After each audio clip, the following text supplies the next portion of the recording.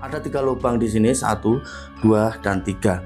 Dan yang di tengah ini adalah yang besar, kemudian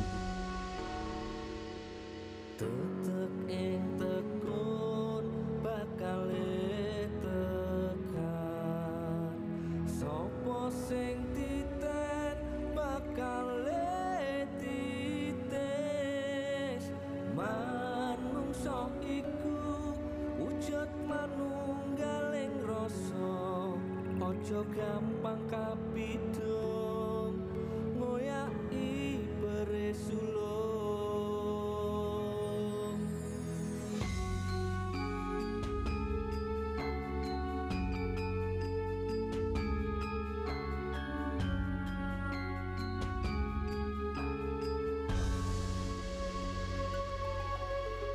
Tansah ngajeni marang sapa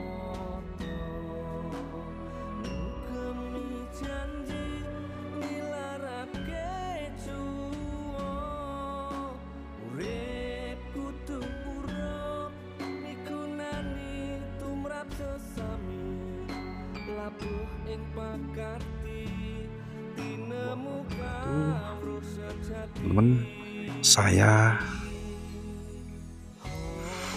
masih berada di wilayah Telaga Warna Dieng, dan ini tepat di perbukitan ya, yang dimana banyak sekali tempat pertapaan yang kita lewati tadi. Dan di sini kita akan masih explore ya, masuk ke dalam sana. Dan ternyata teman-teman, banyak sekali gua-gua di sini, dan salah satunya di sini. Ini ada gua yang masih belum ada namanya. Yang di atas sana itu gua pertapaan Soeharto ya, Ferdinand Soeharto. Nah, kita maju lagi. Saya akan ajak pemirsa semua untuk refreshing ini, menuju ke lokasi di kawasan Dieng ini yang sangat spektakuler, yang dimana Telaga Warna adalah telaga yang mengeluarkan semburan-semburan ya, gelembung-gelembung dari dalam yang warna hijau. Dan kita akan menuju ke Telaga Pengilon yang ada di sana. Seperti ini. Jadi batu-batu di sini tuh berlumut teman-teman ya. Berlumut semua dan masih alami. Masih sangat alami banget.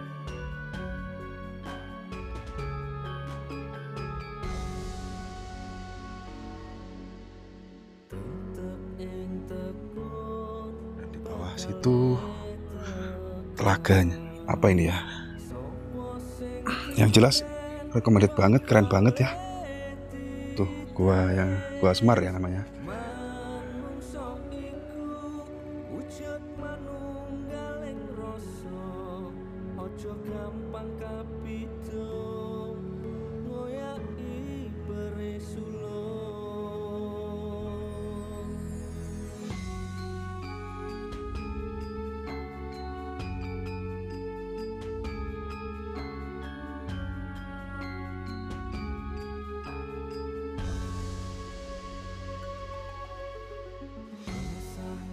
Oke, next kita lanjut lagi perjalanan ya. Seperti ini teman-teman, suasananya sangat sejuk sekali. Dan kebetulan hari ini hari libur, jadi banyak pengunjung yang penasaran dengan lokasi ini ya.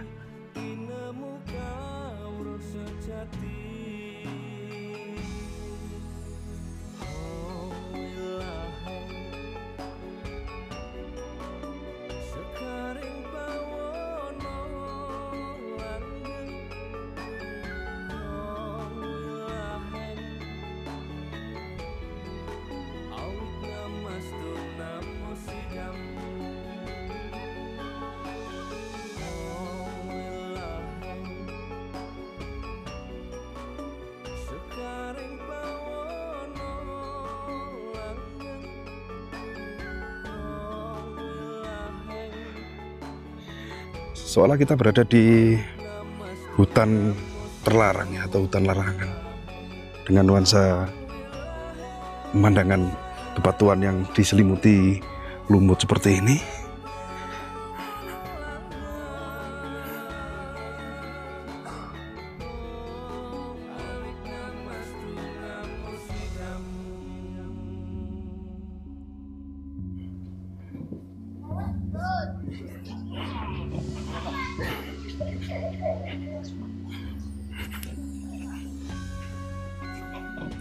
masih jauh Kang.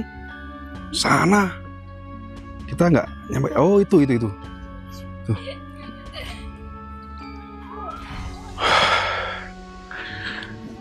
Kaca benggala raksasa. Jadi telaga ini seperti kaca benggala. Iya, seperti kaca benggala. Telah dinamakan Telaga Pengilon. Mungkin konon. Iya, untuk bercerminnya itu leluhur yang orang dulu kan besar-besar ya, tinggi-tinggi seperti raksasa itu. Jadi ngilo gitu. Oh sayang. Wah ini kan keren banget ini. Ini ada gua sebelah kanan ya. Entah namanya ini, nanti mungkin ada namanya ini, gua apa ini. Tangga teras iring ya. Buntu. Oh bukan gua ya. Bukan gua ternyata. Itu heboh itu warga yang ingin bercermin. Warga Gemberuduk ingin bercermin.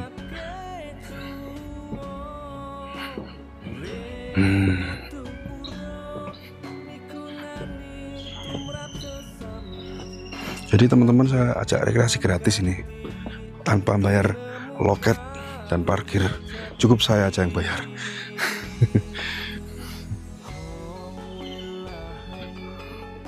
Oh mungkin juga untuk ritual kan? Gapuranya. Iya gapuranya ya. Untuk ritual. Itu candi tadi. Bukan. Sudah terakhir kan ini ya? Terakhir. Nah ini seperti kawasi kita kemarin kita melewati seperti ini menuju ke sana. Oh di sana ada tulisan kode apa itu? Telogo Pengilon. Iya. Sana tuh tulisannya Telogo Pengilon tuh kelihatan dari sini. Iya.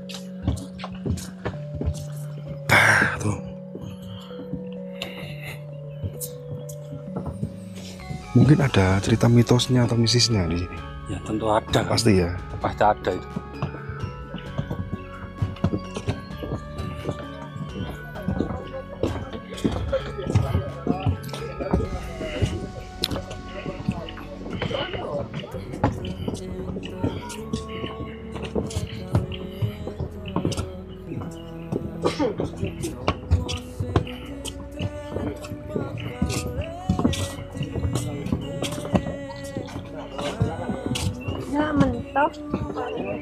Nah, sudah sampai.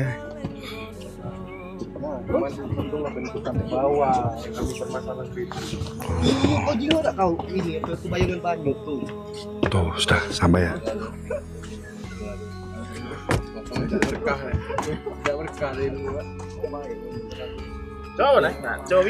Dan karena kita sudah sampai di lokasi ya, namanya apa? Telogo Pengilon ya.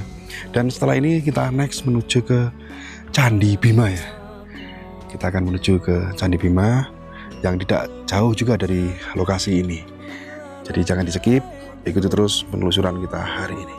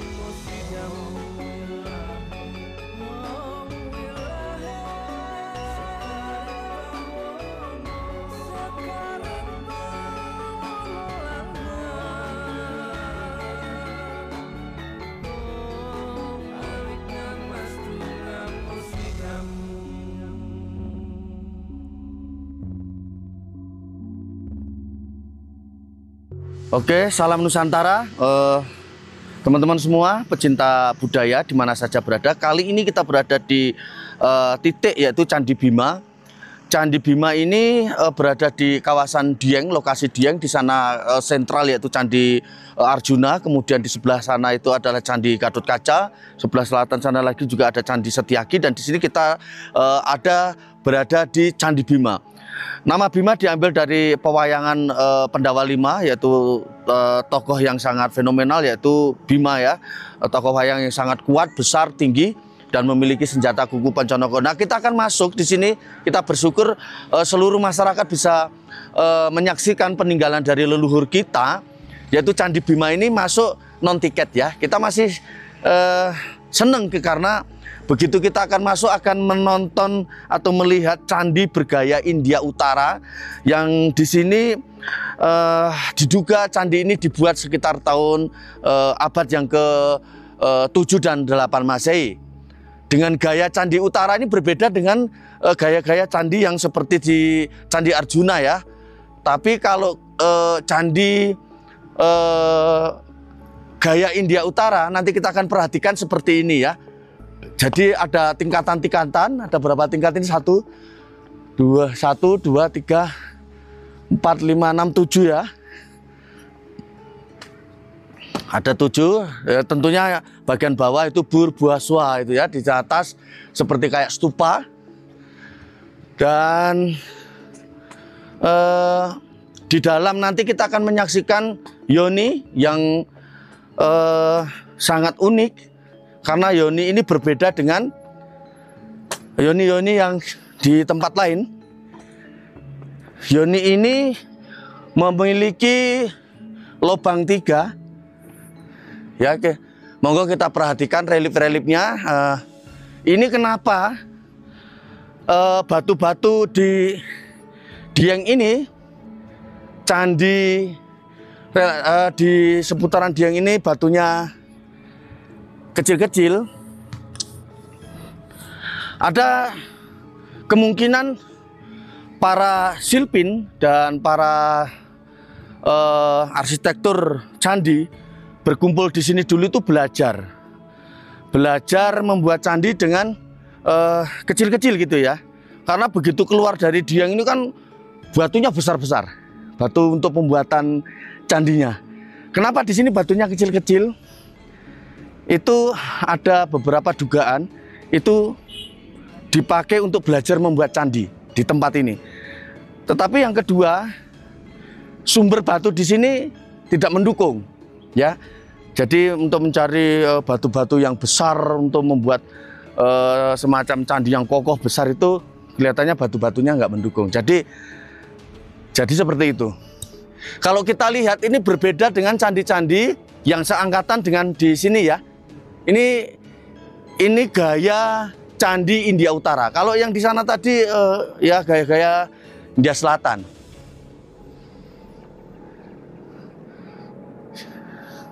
Lebih kokoh, dan sebenarnya kalau kita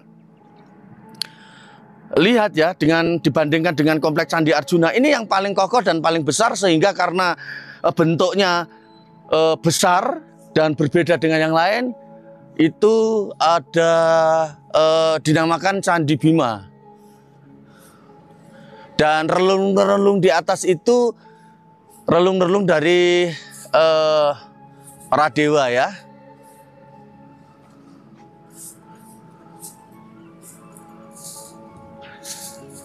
Silakan. Dan ini karena sudah dimakan usia sehingga batu-batu andesit ini pun sudah terkikis. Bentuknya seperti ini ya. Coba nggak bayangkan kalau ini sekitar 7 Masehi atau abad 7 Masehi sampai 8 Masehi kan sekitar tahun, kalau 7 kan berarti 600-an sekian. Jadi ini sudah tua sekali ini. Mirip bentuk candi di Kamboja, Mas. Ya, Kamboja sama India Utara. Berbeda ini dibandingkan dengan seluruh candi yang ada di Jawa Tengah, ini yang paling berbeda sendiri ini.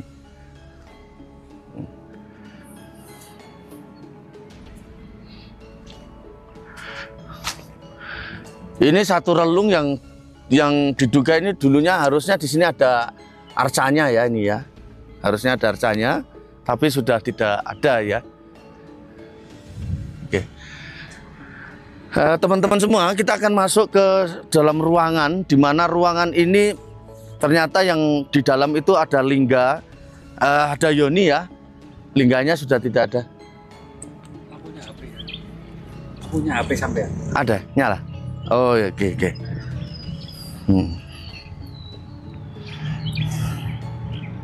Nyalakan untuk penerangan di dalam Mas ya. Oke, oke. Oke. Oh. Memang kurang terang.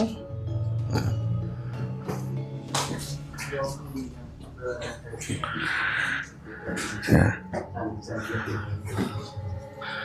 Memang kurang terang ya teman-teman ya semua ya. Tapi ini adalah dulu adalah yoni, di mana yoni ini ada dudukan untuk lingga ya, lingga. Ada 3 lubang di sini, 1, 2, dan 3. Dan yang di tengah ini adalah yang besar kemudian tinggi. Ini gambaran atau Trimurti di mana dipuja dalam suatu candi dari Bima ini. Dan kalau kita lihat tentunya di sini menurut beberapa sumber yang di tengah ini adalah Shiva. Jadi Trimurti di sini yang di tengah lingganya adalah Shiva. Jadi kalau dari tempat ini abad ke-7 modelnya yoni itu berlubang 3. Berlubang 3 seperti ini. Tetapi ketika masuk ke Candi Wukir kemudian menyebar ke timur ke Prambanan dan sebagainya, untuk yoni yang berlubang 3 ini sudah jarang ditemukan. Ada satu di pabrik susu di SGM sana, tapi kecil, yoni yang juga berlubang 3. Tapi setelah itu kita sudah tidak lagi menemukan yang namanya yoni lubangnya 3 kecuali yang ada di situs Liangan. Di situs Liangan itu yoninya juga berlubang 3, yaitu memuja Brahma, Shiva dan Wisnu. Itu. Jadi memang pemujaan Trimurti Mas ya. Pemujaan Trimurti dalam satu ruang. Kalau di atas ini, kalau sebenarnya kalau pencahayaannya cukup, di atas pintu ini ada relung yang juga seharusnya ada arcanya. Sorry ya, di atas sana itu. Ya. Oke. Gitu ya teman-teman ya. Ini merupakan candi yang tergagah di Komplek Candi Arjuna ini. Sebenarnya masuk satu kawasan sebenarnya ya.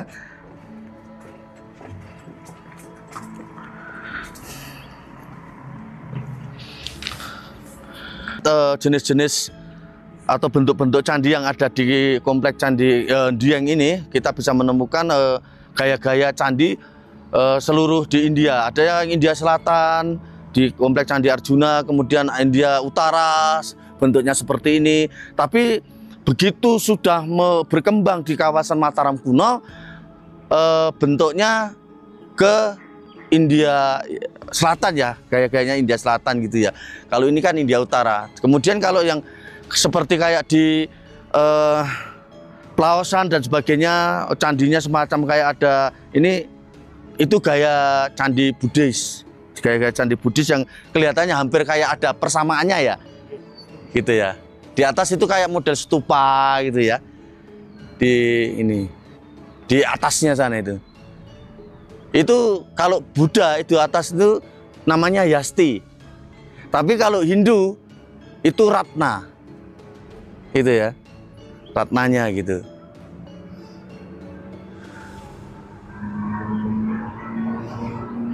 Demikian ya teman-teman semua, kita berada di Komplek Candi Bima. Jangan khawatir kalau sudah berada di kawasan ini, kita ini masih gratis ya, kita ini untuk memasuki Candi Bima ini. Teman-teman semua, di zaman milenial ini kita sulit untuk bagaimana meninggalkan atau mengajarkan kepada anak cucu kita. Mereka sudah masuk atau dalam ruangan-ruangan pikiran kehidupan sehari-hari adalah serba digital. ketika ini didokumentasikan dalam bentuk video kemudian masuk ke dalam platform-platform media sosial baik itu YouTube, Reel-nya di Facebook, kemudian TikTok dan short-nya dan sebagainya. Nanti kan anak-anak cucu itu yang bergemar melihat dunia-dunia budaya atau fantasi itu kan bisa setidaknya ini mampir dan mereka bisa melihatnya ketika secara visual di digital mereka sudah melihat, ketika mereka mau menjejaki fisiknya setidaknya mereka tahu oh lokasinya ada di sini. Inilah salah satu bentuk dari kepedulian para pecinta budaya semua ketika kita memberitakan atau memvideokan jejak-jejak digital jejak-jejak leluhur kita di ranah digital ini. Kita sudah berperan memberikan warisan kepada anak cucu kita berupa kebudayaan dari leluhur kita. Demikian dari Candi Bima, saya mengucapkan salam rahayu. Pak. Ya, Pak.